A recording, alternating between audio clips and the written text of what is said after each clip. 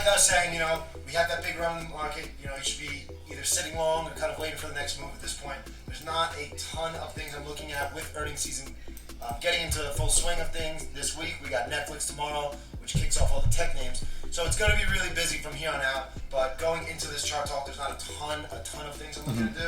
My favorite chart right now is unquestionably this Match.com. We look at a monthly chart, the largest time frame. It's a huge bull flag. Look at the weekly chart, same thing. And then on the daily chart, which doesn't often happen, is we have a pretty tight bull flag right below the resistance level. So when we can match the time frames like that, that's usually the most high probability setups there are. So I love this one through 162. I got shaken out today. I'll show you in a good trade, bad trade.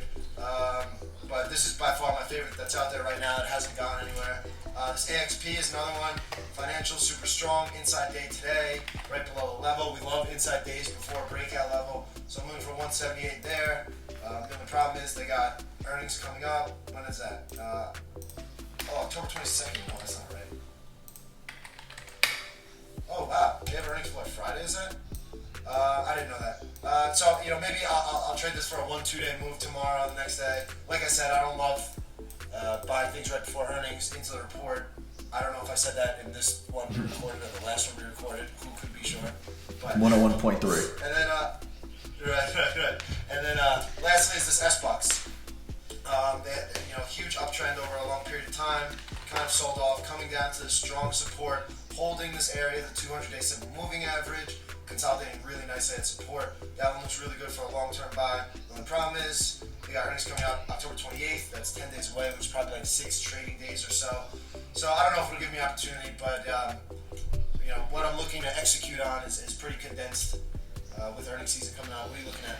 Very short list. The CERT, again, probably not going to go this week, even this month, but one we don't want to forget about through that 40 in time.